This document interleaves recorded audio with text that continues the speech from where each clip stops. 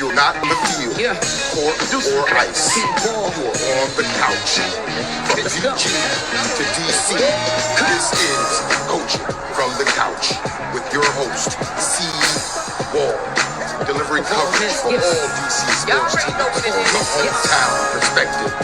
Nats, Skins, Mystics, DC United, Washington Wizards, Caps, Bowie State. My name's CWall, I'm a PG girl. Down for my skins, I don't know if you heard. If you like watching sports, then I am your girl. Sit down on the couch if you not on the field. Cold on the ice, pick any sport that you want. Know that I cover it tight. What would you like? From baseball to football and more. The list can go on the whole night. Big shouts out to my HBCU fam. Never forget who I am through the wins and the losses, the highs and the lows. We gotta stay strong, so I stay 10 toes. Make the competition back. The way I kick it, make them mad, man. CWall and we live and direct. Sit back on the couch and relax. Come on. Hey, everybody, and welcome to another edition of Coaching from the Couch. This is your Washington football team update, and I am your host, CWall, and I am smiling. Now, I don't know about everybody else, but I'm okay, right? Is everybody else okay? I need everybody to check in right now because, as you all know, we have to get into the conversation about the Washington football team in this week's gut-wrenching loss to the Denver Broncos. So I see folks are already checking in. We absolutely have a lot to discuss. I see Damon has already checked in. As always, my mom pops on. So you have to always say hello to Mama Waller because she keeps up with all of this as well. So you all have to say hello to her. Make sure you all are sharing the show with your, I'm going to just say, Washington football team watching family and friends, because I'm not so sure if it's loving right now. I'm not so sure if everyone is loving the Washington football team. And I already see folks checking in. You know, we gotta kind of get into it and talk and play one of our favorite games at the beginning of the show, and as well as just talk through special teams, offense, and defense. There's a lot to discuss, so you all buckle up. Let's get right into it. Make sure you are, again, sharing the show and chiming in. Make sure you all are commenting on the chat because there's absolutely a lot to discuss. So with that, you all know that we always start the show out with a game after the game, and that is, what's your one word? And for what's your one word, literally, just let it rip. How are you feeling about this last game? What's your one word? Because that was something. That was something. And as I see the one words coming in, Damon, I see that you are done. Daryl, I see you have offense with a question mark. We're definitely going to get into that for certain. Here's some of the things that I immediately thought about this game. First and foremost, Peyton Manning's Ring of Fame ceremony was on the same day as the game. What I have learned is that when a team decides to have an event, a huge event like this one, that means this is a game that they're absolutely believing that they can win. That is what I've always seen it. I've sensed it and said, okay, this is a game that folks at the organization say, hey, there's going to be a lot of engagement. It's going to be a lot going on. Fans are going to come out. And so absolutely, let's play this team on this day. So I said, wow, the Broncos think they're going to win this game. And I actually had high hopes that the Washington football team could beat the Denver Broncos. The Denver Broncos were not that good. They're not that good at all, actually. And so I said, you know what? The team can actually win because they at least want to win this game, beat a bad team before they go on the bye. Because after the bye week, everybody knows the Washington football team has a date with the Super Bowl champions, right? But that was my first sign. I said, the Denver Broncos organization think they can beat the Washington football team because why else would they schedule Peyton Manning's Ring of Fame ceremony on this day? So here was the other thing that I said, and let's share this. Want to share this with you all. Okay, want to share this. I said, well, there's several Broncos players out. Here's what the loss made it feel so bad. The front seven, they had no Von Miller, no Mike Purcell, 2 rookie linebackers making their first NFL starts, and 2 veterans that they just acquired through trades a week ago. That's what happened. And thinking that, I said, well, the team absolutely has a chance. This team has a chance to win. And what happened? They absolutely did not win. That was terrible. And here was something else that made it so bad. Even as the game continued to go forward, I said to myself, oh, they can beat them. They can still win this game because the Broncos were just that bad. The challenge was the Washington football team was even worse. That's what made it so bad. Listen, you all, this is not the way anyone envisioned this season going so far, especially going into the bye week. I'm not saying that they were going to be undefeated. I'm not saying that they would have only lost 1 game. But what we are all seeing is just a team that is continuously just going down the tubes. And that's about as nice and as pleasant as I can say that. Let's start. We start first. Special teams. Let's just go ahead and get our frustrations out about the new kicker, Chris Blewett. So listen, here was something that I thought was interesting. Now, when I share this with you all, this in no way is an indicator or me feeling like they should have kept Dustin Hopkins. Let's be really clear about this, okay? But I saw this yesterday on Ben Standick's page. Dustin Hopkins had 2 kicks blocked in 93 games with Washington.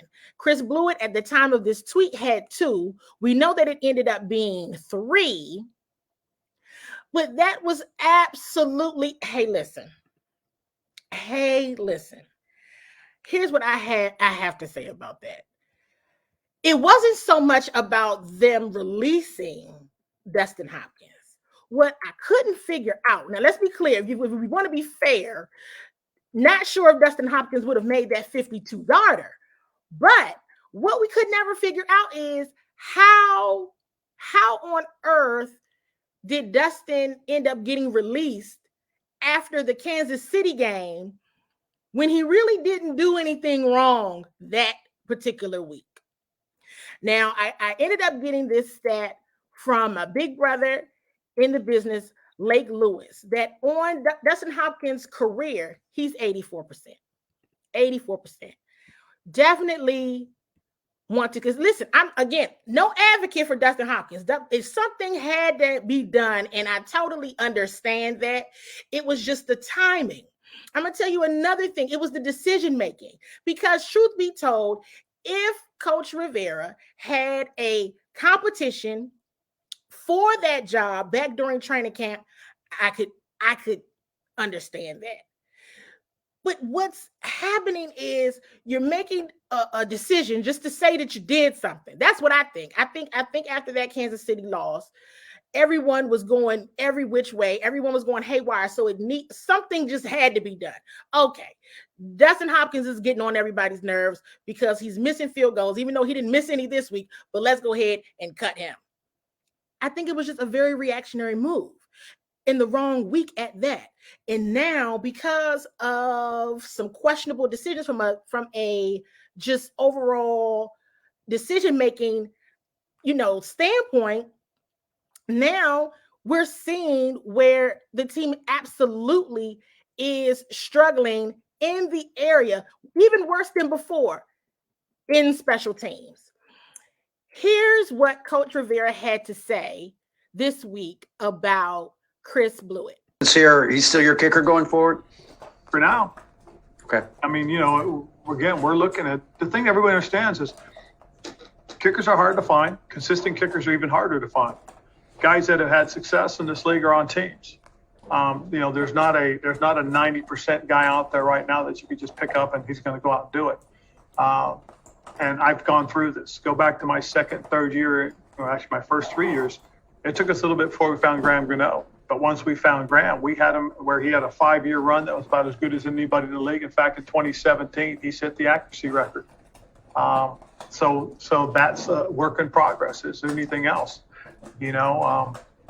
It's just part of, unfortunately, the growing pains that we're going to go through as, we're trying to reconstruct this, rebuild this, and put this into play. That was bad. That was bad. And hey, listen, this is what happened, right? This is what happens when you make hasty decisions. And I'm straight up seeing comments right now. Like I said, this was a reactionary move to just do something when that something in that particular week made 0 sense.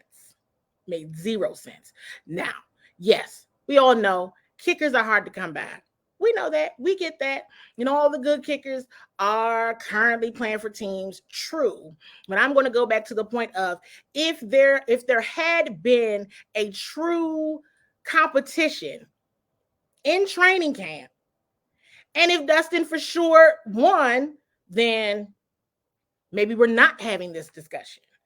Maybe there's some improvements made during training camp because that your job is literally on the line at this point. Definitely wanted to spend some time there because I think it was absolutely warranted. Now, moving on to offense. Let's move on to offense for a minute, okay? And I definitely want to share another video of what Ron Rivera is saying in terms of team identity. Now, hey, listen, I can't lie. The injuries are vast at this time. There are a lot of injuries. Matter of fact, the reports have just come out. Center Chase Roulier has a fractured left fibula in his ankle area. He's getting a second opinion to determine next steps. So Chase Roulier is down. But the injuries on offense, they're looking like this. We got Ryan Fitzpatrick, Curtis Samuel, Donnie Brown, Logan Thomas, Brandon Sheriff, Sam Cosby, Cornelius Lucas, Eric Flowers, although that may not be as bad as originally thought, but the injuries are a lot. The injuries are absolutely a lot. Not sure if that's absolutely going to be a factor though, right? In what we're all seeing and watching from an offense perspective. Here's the challenge with the offense. The offense is barely scoring 17 points. They can't get any points on the board when at least they could score over 20. And I said to myself, okay, Taylor Heineke looks like he's getting worse. Are they trying to get him to play in a certain way? And we've discussed this before on the show, where he's not strong. We know he's mobile. He needs to move. This is not good. It's bad. And we've seen this, but it's showing up on the scoreboard. It's absolutely showing up on the scoreboard. Now, again, going back to the injuries, yes, absolutely. The injuries are bad. But at the same time, when you can go out there, this is like the second week in a row where the team absolutely, you have more first downs, you have more yards, you have more time of possession, and you cannot score. Now, the red zone issues weren't as prevalent again at the very beginning of the season. The offense was actually bailing the defense out. I remember a few weeks when we would come on the show and we would talk about how surprising it was to see the offense actually getting the defense out of its rut. But now, what are we saying? An offense that can't even score. Are the injuries causing that much of an issue? Are they? They could. And I want to share this video. This is about, and we got to talk about this as well, about the team finding its identity.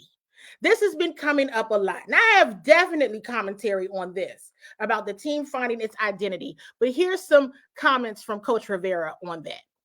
After the game, you said the team is still trying to find itself. And here we are halfway through the season. Is that typical? Is that concerning? And how do you want to see them respond to that, saying, they're trying to find themselves? Well, just because one of the big things is we haven't had everybody on the field consistently. So you've got different combinations of guys working and playing. We haven't had the guys on the field that we feel could really help us to play better and hopefully win some football games.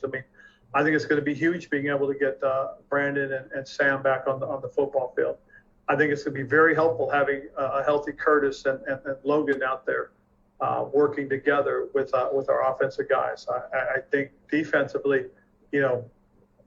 trying to figure out how we are, where we are, that's a little bit more of a work in progress. I think some of the things that we've done lately have really shown that we have the potential to get it going again, but we just got to keep working on that. But finding who we are has got a lot to do with the guys that we haven't been able to use and play with as well. So I think coming out of this, we'll see how we respond to it, especially if we do get those guys back on the football field. Now listen. I hear Ron. I hear Ron. But that's still no excuse for the difference that we're seeing in overall play on offense. It's something that I see a comment here. Something is wrong with what's being called from a play perspective and what could potentially work. Listen, I'm going to say it. It wasn't like the Denver Broncos. That was a winnable game. Now, true, missing those field goals hurt. Going back to the conversation on special teams. But we're seeing a difference. Remember, we all talked about the changes on defense. Remember at the beginning of the season, we were like, they are completely regressing. What has happened here? What has happened here? The same thing now is happening on offense. Okay, yes, no Curtis Samuel, no Diami Brown, no Logan Thomas, but these aren't necessary. You still have enough pieces that you're in the red zone. You're getting down the field consistently, but you're unable to convert into scoring points. That is a red zone issue. That is an issue. It's an execution issue, whether it's the play call or the player's inability to execute. It just seems like everything just falls apart when they're right there to score the touchdown. And it's quite disappointing to see. They're down there often. Again, let's go back to time of possession, more first downs, more yards, and still unable to score. That's a coaching issue, because you can't run me with you're getting down the field, you're getting first downs, you got the football, you have it, but you can't convert in the red zone. Scott Turner's been flying under the radar, and you all know Scott Turner has not always been my favorite offensive coordinator. Let's just go ahead and say that. Now, let's move on to the defense. I mentioned the defense just a moment ago at the beginning of the season, how the offense was bailing the defense out in several occasions. Now, I don't know what's happening. I mean, the defense is playing better, but here's what's interesting. There are reports that the team has made Landon Collins available for trade. Saw that on Ben Standick's page. And that's some of the reports in the chatter. And I'm saying to myself, so you mean to tell me as soon as the team gets a linebacker, has at least one linebacker, you mean to tell me that this person is available for trade? Now, here's the thing about that. Everybody knows in order to be, a little attractive in a trade, you have to give up something of value. But I think Landon Collins still has some time on his contract. Not sure. I've not heard any additional chatter about this. Have no idea what's going on in that regard. But I don't think who else is going to be the linebacker? Seriously. Like, is there someone else that is going to do that? Because he didn't want to do it, but he did it because he's a team player. But at the same token, right? He's excelling. He's doing better. He's doing better. I will also say, if I'm being very honest with the CWall Sports and Entertainment family, once I saw how Landon Collins was thriving during the game against the Broncos, I said, oh, the Broncos offense, they're not that good. They're not that good. The defense should eat today. So at the same token, I'm kind of like, and I see some folks already commented that they're going to give it a go in terms of being the linebacker. I mean, hey, at this point, if the result is going to be a loss, I suggest that we all go and give it a try. At this point, you have nothing to lose, nothing at all. So, hey, DJ is bringing up a great point. Could it be, that Landon does not want to play that position and maybe he's requesting that trade? Could be, but he's playing a lot better being in that position, for certain, playing a lot better. Everybody can see it, especially in the last 2 games. He's definitely been better. And I will leave that there. I want to post this question because I think it's a valid question and I do want to answer it. Do you think we are tanking? No. The team is not tanking. They're not tanking at all. I think that the team absolutely is showing unpreparedness.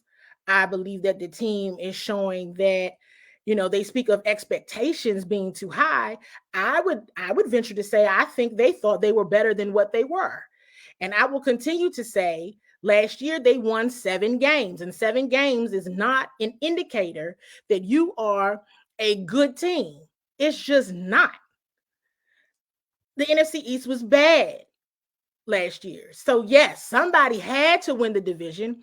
And hey, I'm absolutely elated and glad that it was the Washington football team. But if we're being blatantly honest, there were teams that were 500 last season and did not make the playoffs. So the reality is you change happy from glad, meaning you make minimal changes, and I'm going to get to this video really quickly because I think it's important. Something else that Coach Rivera said, or you have to deal with the fact that because there has been a lot of changes, especially in the secondary, that this is what you're going to get when you have players that are new in their position or new to the team overall. still a lot of transition at the quarterback position. It's just new. It's almost like you're forming a new team all over again. So I do not they're not tanking. They're not tanking. They really literally think that they believe they are putting their best foot forward every Sunday. Want to share this video before we close out this evening on what Coach Rivera had to say in terms of the frustration from the players as well as the fans. Check this out. I know the players are frustrated being at 2-6, and the fans are frustrated.